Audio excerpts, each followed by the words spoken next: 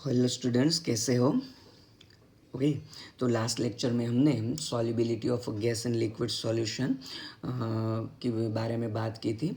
और last factor जो हमने पढ़ा था, इफेक्ट ऑफ प्रेशर, तो हमने बताया था वो फैक्टर पर से हम एक इम्पोर्टेंट थियरी आज पढ़ने वाले हैं और वो है Henry's law.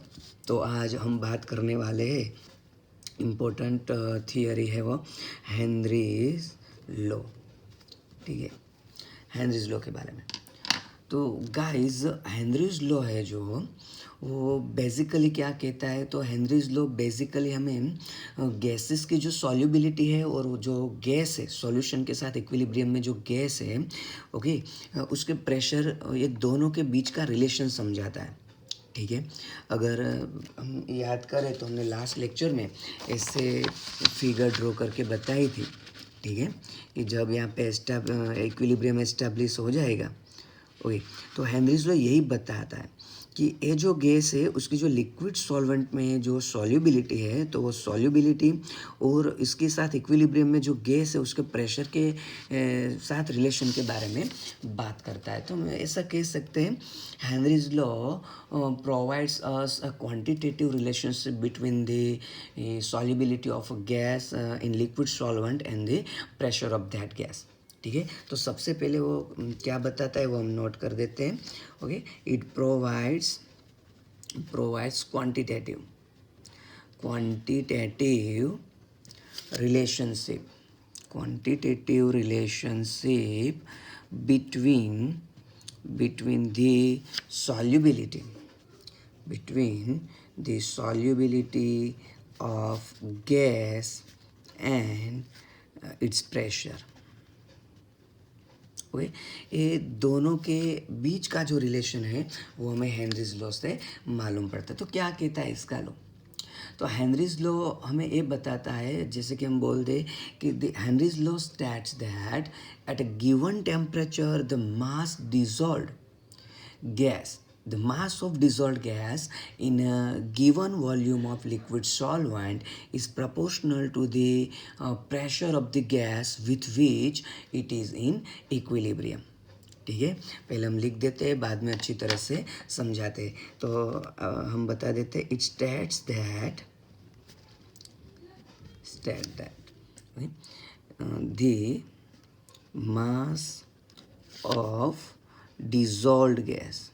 the mass of dissolved gas in liquid solvent is directly proportional to the pressure of gas with which it is in equilibrium at constant temperature। तो ये वाला जो constant temperature है ये important है। तो क्या बताया कि जब टेम्परेचर कांस्टेंट रहेगा तो जो भी गैसेस का मास है वो जो डिज़ोल्व हुआ है लिक्विड सॉल्वेंट में, वो उसके साथ ही इक्विलिब्रियम में जो गैस है उसके प्रेशर के साथ इक्विलिब्रियम में रहेगा। ठीक है, the mass of dissolve gas in a liquid solvent is directly proportional to the pressure of gas with which it is in equilibrium at constant temperature. Okay, अगर हम मैथमेटिकली हेनरीज लॉ एक्सप्रेस करें, तो अगर मान ले, हम assume कर लेते हैं M is the mass of dissolve gas. Okay, तो जो एम है उससे हमने एज्यूम कर लिया है it is the mass of dissolve gas है, और जो पी है वो क्या है, प्रेशर है, प्रेशर ऑफ गैस। ठीक है, तो m is the mass of dissolve gas. Okay, कितना वॉल्यूम में डिजोल्व किया होगा तो हमें वो स्पेसिफाई करना पड़ेगा। ओके, तो हम ले लेते हैं, मान लीजिए unit volume of liquid solvent. तो m हमने एज्यूम कर लिया है, m is the mass of dissolve gas per unit volume of the liquid solvent and p is the pressure of the gas. तो अकॉर्डिंग टू हेनरीज लॉ हम लिख सकते हैं m is directly proportional to p, और अगर हम proportionality remove कर दे तो हम लिख सकते हैं k डॉट पी। तो ऐसे करके हम पहले इक्वेशन बना सकते हैं m is equal to k dot P. Okay, तो वेर k क्या है तो हम k के बारे में बता देंगे। k is the proportionality constant. क्या है, प्रोपोर्शनलिटी कांस्टेंट है। और हम बता सकते हैं कौन कौन से फैक्टर पे वो डिपेंडेंट रहेगा। तो के इसके हम बोल देंगे it depends on nature of gas, nature of हम बोल सकते हैं liquid solvent. Okay, no doubt temperature, और ये भी बता सकते प्रेशर और यूनिट्स ऑफ प्रेशर। ठीक है, कौन से यूनिट में हम प्रेशर की बात करेंगे, ये चारों फैक्टर पर के की वैल्यू डिपेंडेंट रहती है। Okay, now if we try to denote Henry's law in form of graph. Okay, तो ग्राफ हमें कैसा मिलेगा, तो हम ग्राफ के बारे में बता दें। If we plot a graph between mass of the dissolved gas and pressure of the gas, then अब देख सकते हैं अगर मैं ए वाला जो इक्वेशन है m is equal to K dot P, इसे हम y is equal to M X plus C के साथ कंपेयर करें तो y एक्सिस पर मैंने m ले लिया है। ओके, तो लीनियर स्टेट इक्वेशन है। x एक्सिस पर मैंने p ले लिया है, मैं इसे भी लिख सकता हूँ यहाँ पे +0। ओके, तो क्या रहेगा, ए हमारा इंटरसेप्ट रहेगा, लेकिन इंटरसेप्ट जब 0 होता है तो हमें मालूम है हमारा ग्राफ ओरिजिन में से पास होता है। ओके, और ये लीनियर स्टेट इक्वेशन है तो हमारा ग्राफ लीनियर फॉर्म में ही मिलेगा। ओके, तो हम ऐसे करके ड्रॉ कर सकते हैं।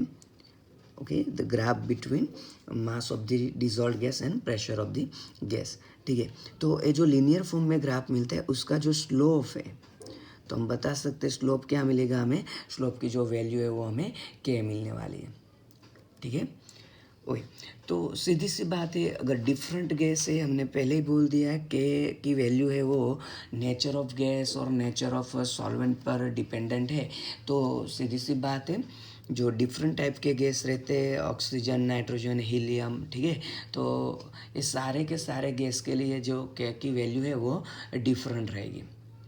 ठीक है ना, अगर हम हेनरीज का जो मैथमेटिकल रिलेशन है, ओके, उससे हम मास की जगह मोल फ्रैक्शन में डिराइव करना चाहे, ओके, तो कैसे कर पाएंगे। ओके, इसके बारे में बात करते हैं। तो हम यहाँ पे हम टाइटल लगा सकते हैं कि Henrys law in form of mole fraction. तो अब हम मोल फ्रैक्शन के हिसाब से हेनरी का लॉ डिराइव करेंगे। ठीक है, तो क्या था हेनरीज लॉ इक्वेशन, हमारे पास क्या था, हमें मालूम ही है m is equal to K dot P.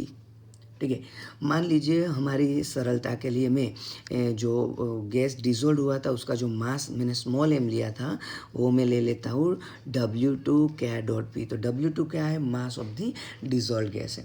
ठीक है, मान लीजिए मैं दोनों साइड W1, ओके, W1 क्या है इसके बारे में पहले बता दें। W1 है वो मास ऑफ सॉल्वेंट है।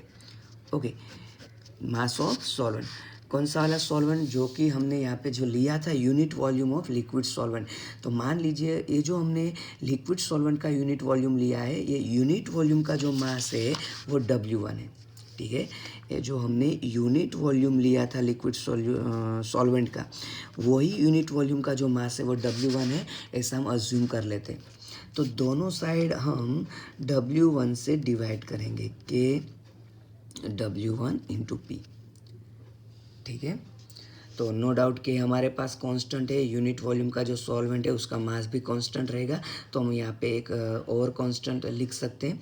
तो मान लीजिए ऐसे करके W2/W1 के डैश पी लिख देते हैं। ओके, तो ये के था, ये के डैश पी है। ओके, और अब दोनों साइड मान लीजिए इक्वेशन की दोनों साइड हम मल्टीप्लाई करते हैं मोलिकुलर मास का जो रेशियो है, लेकिन कौन सा वाला रेशियो, तो मान लीजिए जो कैपिटल है में, ओके, वो मोलिकुलर मास इंडिकेट करता है। अगर मैं M1 लिख दूँ तो सॉल्वेंट का मोलिकुलर मास है। ओके, मैं M2 लिख दूँ तो सॉल्यूट का, मीन्स कि हमारे गैस का मोलिकुलर मास है। तो दोनों साइड मैंने M1/m2 M2 से क्या किया है, मल्टीप्लाई कर दिया है। ठीक है, तो हम यहाँ पे लिख सकते हैं जो M1 है वो मॉलिक्यूलर मास है, मॉलिक्यूलर मास ऑफ सॉल्वेंट। ठीक है, और जो M2 मैंने लिया है वो है मॉलिक्यूलर मास ऑफ सॉल्यूट, और लिख सकते हैं हमारा जो गैस है उसका मॉलिक्यूलर मास है। ठीक है, तो अगर ए वाले इक्वेशन को मैं ऐसे लिखूँ, W2/M2 वोल अपॉन W1 M1। ओके, तो मॉलिक्यूलर मास है, सॉल्वेंट हो और हमारा गैस हो तो वो भी कांस्टेंट ही रहेगा। तो फिर से ये जो है M1/M2 इंटू के डैश, इसके लिए मैं और कोई कांस्टेंट फिर से लगा दूँ, मान लीजिए के डबल डैश पी। ठीक है, तो अब मैं क्या लिख सकता हूँ, ये क्या हो गया, वेट बाय मॉलिक्यूलर मास, तो वो हो गया number of moles of gas upon ये हो गया number of moles of solvent is equal to K double dash dot P हो गया। ठीक है, ओके, तो हमें मान लीजिए इसे इक्वेशन 1 बोल देते हैं। ओके, अब हमें मालूम है अगर मैं गैस का मोल फ्रैक्शन लिखना चाहूँ तो कैसे लिख पाऊँगा, तो गैस का मोल फ्रैक्शन, गैस को हमने 2 क्वांटिटी से डिनोट किया है, तो X2 is equal to okay N2/N1 + N2 हम लिख सकते हैं। तो X2 क्या है, मोल फ्रैक्शन ऑफ गैस। लेकिन मान लीजिए अगर हमारा सॉल्यूशन वेरी डाइल्यूट रहेगा, कि मान लीजिए for very dilute solution, very dilute solution, तो हम लिख सकते हैं ओके, तो N2 is very very less than 1। Okay, तो हम ये भी लिख सकते हैं N1 + N2 is round about equal to, हम लिख सकते हैं N1। तो डाइल्यूट सॉल्यूशन में क्या रहेगा कि जो हमारा गैस है उसका जो नंबर ऑफ मोल्स रहेगा वो बहुत ही कम रहेगा, एक से भी बहुत ही कम रहेगा। तो N1 + N2, तो with respect to N1 we can neglect N2 and we can write only N1। ठीक है, तो फिर से मैं यहाँ लिख देता हूँ, तो जो X2 है वो अब हम लिख पाएंगे। ठीक है, X2 हमारा क्या था, N2/N1 + N2, लेकिन अब हम यहाँ पे सिर्फ N1 ही लिखेंगे, तो N2/N1। तो अगर हमारा जो X2 है ओके, इसकी वैल्यू, तो हम हमारे इक्वेशन में फिर से देखें N2/N1, तो हम N2/N1 की जगह क्या लिख सकते हैं, अब हम लिख सकते हैं X2, तो हम लिख सकते हैं फ्रॉम इक्वेशन 1, जी, जो क्या था equation 1, N2/N1 is equal to K double dash dot P, तो हम लिख सकते हैं X2 is equal to K double dash dot P. ठीक है, तो मान लीजिए अगर मैं P को सब्जेक्ट बना देता हूँ, तो P को सब्जेक्ट बनाने के बाद मुझे ऐसा मिलेगा के double dash into X2। Okay, अगर मैं ये वाला कांस्टेंट निकाल दूंगा तो मैं लिख पाऊंगा P proportional to X2। Okay, अगर मान लीजिए मुझे प्रोपोर्शनल नहीं लिखना है तो इसकी जगह मैं ऐसे करके लिख देता हूँ KH इंटू X2। तो ऐसे करके मोल फ्रैक्शन के फॉर्म में हमें हेनरीज इक्वेशन है वो मिल जाता है। ठीक है, तो क्या किया है मैंने, ओके, इसकी जगह पहले ये जो कांस्टेंट था निकाल दिया, तो प्रोपोर्शनलिटी रख दिया है।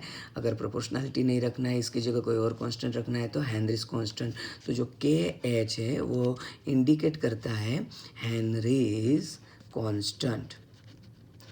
ठीक है, तो ये जो KH है हेनरीज कांस्टेंट है, तो हमें मालूम है मोल फ्रैक्शन का तो कोई यूनिट नहीं रहता। ओके, तो हेनरीज कांस्टेंट KH का यूनिट क्या रहेगा, जो प्रेशर का यूनिट रहेगा।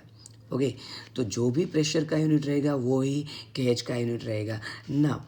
एक इम्पोर्टेंट बात है कि KH is the function of, KH is the function of nature of gas and temperature. तो फिर से मैं ये बताना चाह रहा हूँ कि KH है वो टेम्परेचर डिपेंडेंट है, मीन्स कि अगर टेम्परेचर चेंज होगा तो KH की वैल्यू भी कोई पर्टिकुलर गैस के लिए चेंज हो जाएगी। ठीक है, और ये भी लिखा है हमने कि KH is the function of nature of gas. तो सीधी सी बात है, अगर गैस हम चेंज करेंगे तो भी KH की वैल्यू चेंज हो जाएगी। तो KH की वैल्यू है ख़ास तौर पे टेम्परेचर और नेचर ऑफ गैस पे डिपेंडेंट रहती है। ठीक है, तो बहुत ही इम्पोर्टेंट बात थी। ओके, तो ये जो हमारा इक्वेशन है P is equal to KH into X2, okay, हम उसे अगर वर्ड फॉर्म में लिख दें, फिर से यहाँ पे मैं लिखता हूँ, क्या था हमारा equation, P is equal to KH into X2, और मैंने ऐसे लिखा था P प्रोपोर्शनल टू X2। ठीक है, तो हम मोल फ्रैक्शन की टर्म में ये भी बोल सकते हैं हेनरीज लॉ। ठीक है, क्या बोल सकते हैं, हम कह सकते हैं the partial pressure of a gas is directly proportional to the mole fraction of the gas in a solution. Okay, तो मैंने क्या किया है, ये वाला जो हमारा इक्वेशन है मैंने कुछ नहीं नया नहीं किया है, सिर्फ उसे वर्ड फॉर्म में कन्वर्ट कर दिया है. क्या लिख सकता हूँ मैं, eight constant temperature the partial pressure of gas is directly proportional to mole fraction of a gas in solution. ठीक है, तो सॉल्यूशन में जो मोल फ्रैक्शन रहेगा गैस का उससे ही डायरेक्ट प्रोपोर्शनल रिलेशन में होता है उसका पार्शियल प्रेशर, हम ऐसा बोल सकते हैं. नो डाउट कभी कभार ऐसे करके भी सेंटेंस आ जाता है. तो from this equation we can say that partial pressure of the gas is the multiplication of Henry's law constant and its mole fraction. ठीक है, तो हम इसे भी वर्ड फॉर्म में लिख सकते हैं. ओके, मैं फिर से एक बार बोल देता हूँ, the partial pressure of a gas is equal to the multiplication of mole fraction of gas and Henry's law constant. ठीक है, ओके, सिग्निफिकेंस के बारे में बताएंगे कि जो KH है, हेनरीज लॉ कांस्टेंट है, सिग्निफिकेंस ऑफ KH के इम्पोर्टेंस क्या है KH का. ठीक है, तो फिर से हम जो इक्वेशन है P is equal to KH into X2. Okay, मान लीजिए कोई पर्टिकुलर गैस हमारे पास रहता है, तो एट कांस्टेंट टेम्परेचर और for same pressure of gas, same pressure में बोल रहा हूँ. ओके, तो for same pressure of gas के लिए हम ऐसा रिलेशन लिख सकते हैं, X2 is inversely proportional to Henry's law constant. Okay, मैंने कांस्टेंट टेम्परेचर लिया है कोई पर्टिकुलर गैस के लिए और प्रेशर भी मैंने सेम रखा है. ओके, तो मैं लिख सकता है X2 is inversely proportional to KH. That means मैं ये बताना चाह रहा हूँ, अगर KH की वैल्यू इंक्रीज होगी तो X2 क्या रहेगा, डिक्रीज. और X2 हमने क्या लिया है, X2 is nothing but it is our solubility. It is solubility of gas in liquid solvent. तो मैं ये बताना चाह रहा हूँ कि अगर KH इंक्रीज होगा तो सॉल्युबिलिटी डिक्रीज रहेगी, अगर KH डिक्रीज होगा तो सॉल्युबिलिटी इंक्रीज होगी. तो वो एक दूसरे का इन्वर्सली रिलेशन में है. ठीक है, और KH है वो टेम्परेचर को डायरेक्टली प्रोपोर्शनल है. दैट मीन्स मैं ये बोल सकता हूँ, इफ़ टेम्परेचर में increase then KH also increase but solubility decreases. बहुत ही इम्पोर्टेंट कंसेप्ट है. ओके, कई बार ये कंसेप्ट पर से कॉमन एंट्रेंस में भी MCQ है, तो खास तौर पे में याद रखना है, अगर टेम्परेचर इंक्रीज होगा तो KH भी इंक्रीज होगा, लेकिन जो गैसेस की सॉल्युबिलिटी है, खास तौर पे हमने मोल फ्रैक्शन के फॉर्म में यहाँ पे लिखा है, तो वो क्या होगी, डिक्रीज होगी. ठीक है, तो इसी एक्सप्लेनेशन पर से हम बता सकते हैं कि जो एक्वेटिक लाइफ होती है वो वार्म और हाई टेम्परेचर की जगह लो टेम्परेचर मीन्स के कोल्ड वाटर में ज़्यादा अच्छी तरह से ज़्यादा सूटेबल रहता है उसके लिए. ठीक है, मैं ये कहना चाह रहा हूँ. Okay, with increase in temperature, the solubility of gas decreases. Therefore, we can say that aquatic species are more comfortable in cold waters rather than in warm water. क्योंकि कोल्ड वाटर रहेगा तो टेम्परेचर डाउन रहेगा, तो जो oxygen की solubility है, okay, वो ज़्यादा रहेगी. अगर ऑक्सीजन ज़्यादा सॉल्युबल रहेगा तो एक्वेटिक स्पीसीज के लिए सर्वाइव करना इसके लिए क्या रहेगा, अच्छा रहेगा. ठीक है, तो जो इम्पोर्टेंट सेंटेंस है वो भी मैं लिख दूंगा. ओके, कि एक्वेटिक स्पीसीज रहेगी, क्या बोला था मैंने, are more soluble. Aquatic species are more soluble in cold water, or we can say at low temperature rather than in hot water. और we can say at high temperature. क्यों? क्योंकि मैंने बता दिया अगर टेम्परेचर लो रहेगा तो oxygen की सॉल्युबिलिटी क्या रहेगी? हाई रहेगी। ठीक है, ओके। हम ये भी बता सकते हैं एक इम्पोर्टेंट कंसेप्ट। तो ये जो भी मैं बता रहा हूँ ये सारे के सारे इम्पोर्टेंट कंसेप्ट है हेनरीज लॉ के। ये वाला जो मैं बताने जा रहा हूँ वो भी इम्पोर्टेंट है। ठीक है, तो हमें मालूम है जो हाइड्रोजन की सॉल्युबिलिटी होती है वो हीलियम से ज़्यादा होती है। ओके, तो ये जो मैंने रिलेशन बताया है वो सॉल्युबिलिटी का रिलेशन बताया। ओके, हाइड्रोजन की सॉल्युबिलिटी हीलियम से ज़्यादा रहती है, तो हम बोल सकते हैं कि KH वैल्यू जो होगी वो हीलियम की ज़्यादा रहेगी, क्योंकि सॉल्युबिलिटी एंड KH दोनों रेसिप्रोकल रिलेशन में। तो अगर सॉल्युबिलिटी हाइड्रोजन की ज़्यादा है तो ऑब्वियसली है हीलियम का KH वैल्यू क्या रहेगा? ज़्यादा रहेगा। ठीक है, ओके। तो ये जो था वो हेनरीज कंसेप्ट था। ठीक है, तो बहुत ही इम्पोर्टेंट कंसेप्ट है। एक बार फटाफट से रिवीजन कर लेते हैं। सबसे पहले हमने हेनरीज लॉ में ये बोल दिया कि it provides a quantitative relationship between the solubility of gas and it's pressure. ठीक है, बाद में हमने उसका लॉ एक सिंपल तरीके से बता दे तो क्या बताया? Henry's law states that the mass of dissolve gas in a liquid solvent is directly proportional to the pressure of the gas with which it is in an equilibrium at constant temperature. Okay, तो हमने क्या किया कि जो gas का मास था उसे हमने m से डिनोट कर दिया, प्रेशर को p से डिनोट कर दिया। तो we can write like this m directly proportional to p। Okay, तो हमने प्रोपोर्शनलिटी हटा दिया और k कांस्टेंट लगा दिया, और ये भी बता दिया k depends on nature of gas, solvent, temperature and units of pressure. बाद में हमने क्या किया, ये जो हमें इक्वेशन मिला था उससे हमने लीनियर इक्वेशन के साथ मैच कर दिया। तो y एक्सिस पर हमने मास ले लिया है और x एक्सिस पर क्या कर दिया, हमने प्रेशर ले लिया और ग्राफ बनाया। तो हमने बोल दिया कि इंटरसेप्ट अगर ज़ीरो रहेगा तो हमारा ग्राफ ओरिजिन में से स्टार्ट होगा। तो हमें स्ट्रेट लाइन मिलता है जिसका स्लोप है वो हमें k की तरह मिलेगा। ठीक है, ओके। बाद में हमने क्या किया, वो जो मास वाला रिलेशन था उसको हमने मोल फ्रैक्शन में कन्वर्ट कर दिया। तो मास को हमने W2 ले लिया, दोनों साइड हमने जो हमने यूनिट वॉल्यूम सॉल्वेंट का लिया था उसका मास हमने W1 मेज़र कर दिया। तो दोनों साइड हमने W1 से डिवाइड कर दिया, और फिर बाद में दोनों साइड हम m1/m2 से मल्टीप्लाई कर दिया। m1 m2 क्या है वो हमने लिख दिया है, और फाइनली हमने P directly proportional to x2 और P is equal to KH into x2 derive कर दिया। ओके, और जहाँ हमने बोल दिया KH है वो हेनरीज कांस्टेंट है और it is the function of nature of gas and temperature. तो KH also depends on nature of gas and temperature. ठीक है, बाद में हमने ये दोनों इक्वेशन को वर्ड फॉर्म में बोला था। पहले इसको हमने इससे बोला था कि pressure of gas is equal to the multiplication of mole fraction of gas and Henry's constant. ठीक है, और इसका तो हमने लिख भी दिया, at constant temperature the partial pressure of gas is directly proportional to mole fraction of gas in solution.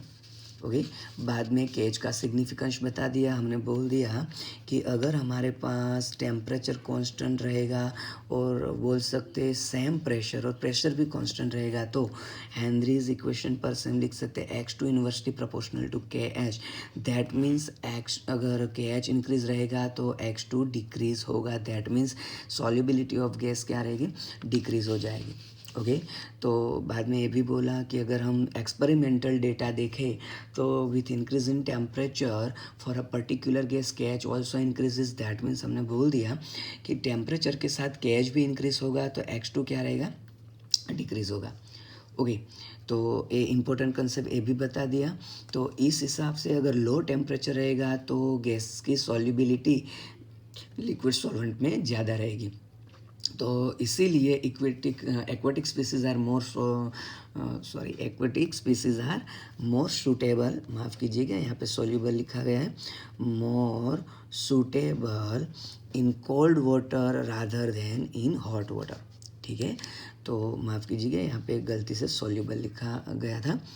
तो एक्वेटिक स्पीसीज़ के लिए जो कोल्ड वाटर है वो बहुत ही ज़्यादा सूटेबल रहेगा, क्योंकि कोल्ड वाटर में जो ऑक्सीजन है उसकी वाटर में सॉल्युबिलिटी क्या आती है? ज़्यादा आती है। एक और कंसेप्ट भी हमने बता दिया कि हमें मालूम है solubility for a particular temperature solubility of H2 is higher than helium. Okay, तो हमारे कंसेप्ट पर हम बता देते हैं कि अगर सॉल्युबिलिटी ज़्यादा रहेगी तो KH कम रहेगा, तो H2 की अगर सॉल्युबिलिटी ज़्यादा है तो H2 का KH का वैल्यू क्या रहेगा, कम रहेगा। ठीक है, और ए वाले इक्वेशन पर से भी हम ग्राफ बना सकते हैं जैसे कि आगे हमने बताया था। ओके, अगर मैं y एक्सिस पर p ले लूँगा, फिर से इसे अगर हम y is equal to M X plus की सी के साथ मैच करेंगे तो फिर से +0 इंटरसेप्ट 0 है। y एक्सिस पर मैंने p ले लिया, x एक्सिस पर मैंने मोल फ्रैक्शन ले लिया है, तो फिर से हमें स्ट्रेट लाइन ग्राफ मिलेगा और जो हमारा स्लोप है वो क्या रहेगा, KH रहेगा। ठीक है, तो ये थी हेनरी लॉ के बारे में बात। नो डाउट अभी हेनरीज लिमिटेशन, हेनरी की जो है एडवांटेज है, एप्लीकेशन है, वो भी है। ओके, लेकिन वो हम अगले वीडियो में पढ़ेंगे क्योंकि वीडियो ज़्यादा लंबा हो जाएगा। ओके, तो तब तक के लिए आप हेनरीज लॉ अच्छी तरह से रिवाइज कीजिए, रिफ़र कीजिए, बहुत ही अच्छा कंसेप्ट है। Okay, thank you. तो हम लिख देते हैं यहाँ पे applications of Henry's law. Okay, तो एप्लीकेशन एंड हम बात करेंगे आज लिमिटेशन के बारे में। तो पहले हम बात करेंगे एप्लीकेशंस ऑफ हेनरीज लॉ। ठीक है, तो बहुत शॉर्ट में ही लिखेंगे। सबसे पहले हम बता दें तो हेनरीज लॉ है वो ज़्यादातर केमिकल इंडस्ट्री में यूज़ होता है, और ये भी बोल सकते हैं कि वो कई सारी हमारे बॉडी में होने वाली बायोलॉजिकल फिनोमिनन को भी एक्सप्लेन कर सकता है। ठीक है, जैसे कि अगर मैं पहले बता दूं, हम जो भी ब्रीदिंग थ्रू ऑक्सीजन ले रहे हैं तो सबसे पहले वो हमारे बॉडी में फेफड़े में जाती है। ओके, तो क्या होता है, जो हमने ऑक्सीजन ब्रीदिंग थ्रू लिया है वो हायर प्रेशर, एटमॉस्फेरिक प्रेशर जो होता है 1 एटमॉस्फेयर प्रेशर, और हम बोल सकते हैं 1 बार प्रेशर, तो वो हाई प्रेशर से हमारी बॉडी में जा रहा है। तो वो जो ऑक्सीजन है वो हमारे हीमोग्लोबिन के साथ मिल के ऑक्सी हीमोग्लोबिन कॉम्प्लेक्स बनाता है।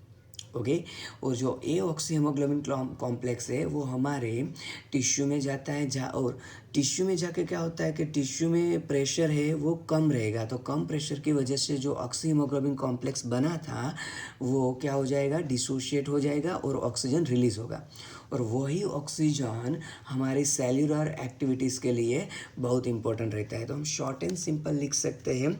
ओके, पहली application in utilization in cellular activities। ठीक है, तो जो पहली बायोलॉजिकल रिएक्शन हमने हेनरीज लॉ के बेस पे जो समझाई वो है।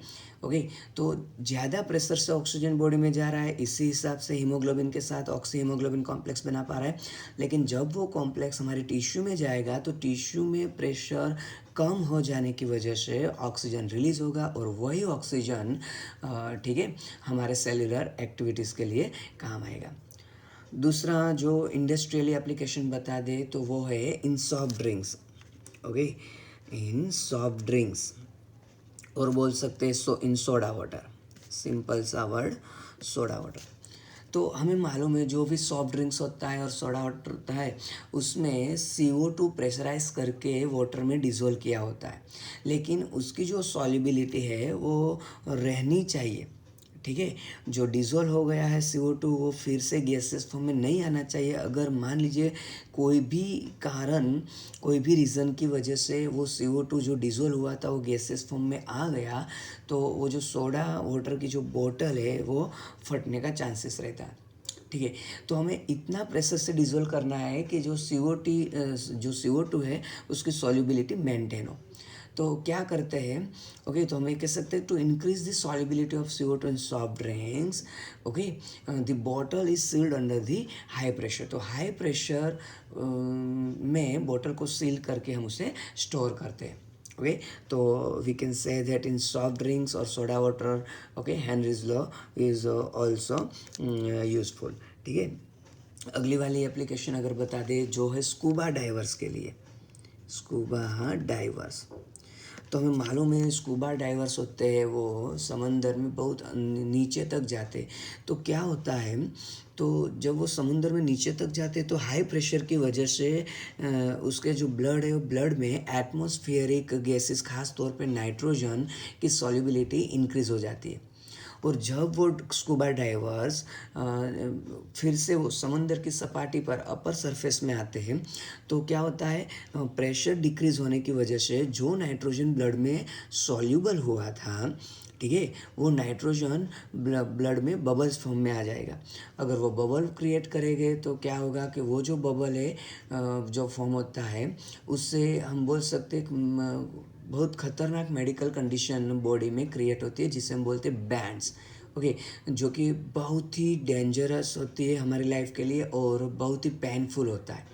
ठीक है, तो ये नाइट्रोजन की सॉल्युबिलिटी डिक्रीज करने के लिए जो स्कूबा डाइवर्स अपने साथ जो सिलेंडर ले जाते हैं उसमें हीलियम मिक्स करते हैं। तो ये वाला भी क्वेश्चन एनसीईआरटी और सीबीएसई में आ गया है कि क्यों स्कूबा डाइवर होते हैं वो सिलेंडर में हीलियम ले जाते। तो हीलियम क्या है, वो नाइट्रोजन की सॉल्युबिलिटी को कम करता है। ठीक है, तो जो वो सिलेंडर होता है उसका जो कंपोजिशन है वो हम लिख सकते हैं।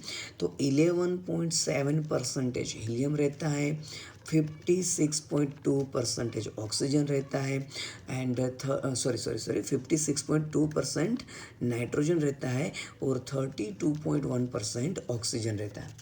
ठीक है, तो हीलियम है वो नाइट्रोजन की हमारे ब्लड में जो सॉल्युबिलिटी होती है उसे कम करता है जिससे जो बैंड की कंडीशन क्रिएट हो रही थी ओके वो नहीं हो पाएगी। ओके, तो ये भी एक बायोलॉजिकल एक्सप्लेनेशन ही हुआ।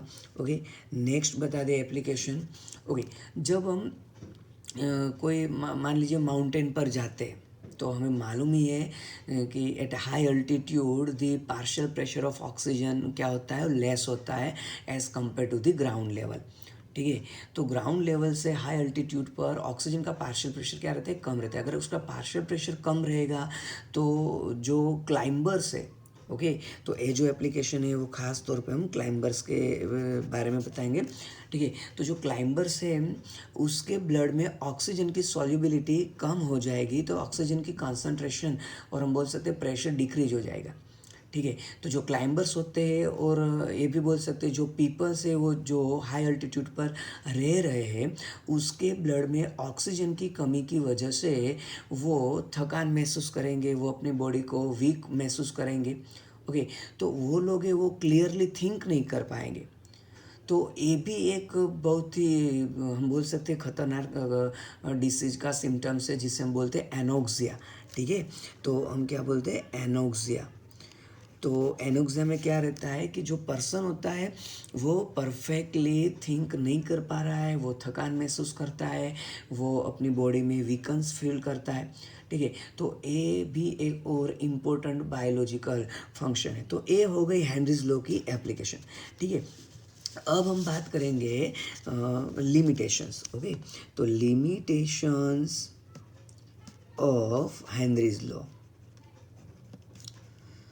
तो सबसे पहले बता देते हैं हेनरीज लॉ खास तौर पे हम ये बोल सकते हैं कि जो भी रियल गैस, ओके, जो हाई टेम्परेचर और लो प्रेशर जब आइडियल बिहेव करता है तो उन्हीं टाइप के रियल गैसेस के लिए अप्लाई होता है। तो हमें बोल सकते हैं जो गैस है eight high temperature and low pressure, okay, behaves like an ideal. ठीक है, तो आइडियल गैस के जैसे बिहेव करेगा हाई टेम्परेचर लो प्रेशर तो उसी गैस के लिए हेनरीज लॉ एप्लीकेबल होता है। और we can say that this law is applicable only at low pressure and at high temperature. ठीक है, ओके, एक और लिमिटेशन बता देते हैं। जो गैस रहेगा हमारा it should not highly soluble. Okay, तो जो हमारा गैस है हमने बोल दिया वो it should not highly soluble. Highly soluble gas होना चाहिए नहीं।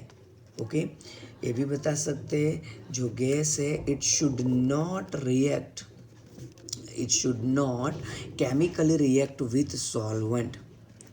ओके, अगर क्या हो जाएगा कि कोई गैस है वो सॉल्वेंट के साथ रिएक्शन कर लेगा तो सीधी सी बात है, मान लीजिए अगर एमोनिया ले लेते हैं, एमोनिया गैस है, वो अगर पानी में मिक्स हो जाता है तो हमें मालूम है एमोनियम हाइड्रोक्साइड फॉर्म होगा, और एमोनियम हाइड्रोक्साइड फॉर्म होगा तो हम कह सकते हैं जो गैसेस एमोनिया की कंसंट्रेशन डिक्रीज हो जाएगी तो प्रेशर भी चेंज हो जाएगा। तो gas should not react with solvent, ठीक है। और लास्ट अगर लिमिटेशन बता देते हैं तो गैस, फिर से गैस कैसा होना चाहिए, it should not dissociate, it should not dissociate और एसोशिएट, ठीक है। तो डिसोसिएशन भी नहीं होना चाहिए, एसोसिएशन भी सॉल्वेंट के अंदर नहीं होना चाहिए। अगर डिसोसिएशन और एसोसिएशन हो गया तो फिर से number of gases particle solution में चेंज हो जाएगा। अगर number of gases particle change हो जाएगा तो प्रेशर भी चेंज हो जाएगा। तो ये सारी है जो हेनरीज लॉ की लिमिटेशन है, ठीक है। तो हमने बात की application of Henry's law and limitations. तो इम्पोर्टेंट भी बहुत है हमारे बायोलॉजिकल रिएक्शंस के लिए, ओके। केमिकल इंडस्ट्री में भी हेनरीज लॉ ज़्यादातर यूज़ होता है, तो बहुत इम्पोर्टेंट है, ठीक है। तो अगले लेक्चर में हम हेनरीज लॉ के बेस पे जो न्यूमेरिकल है और जो एमसीक्यू है वो सॉल्व करेंगे और बाद में आगे जाएंगे। तब तक अच्छी तरह से रिवीजन कीजिए, ओके। तो थैंक यू।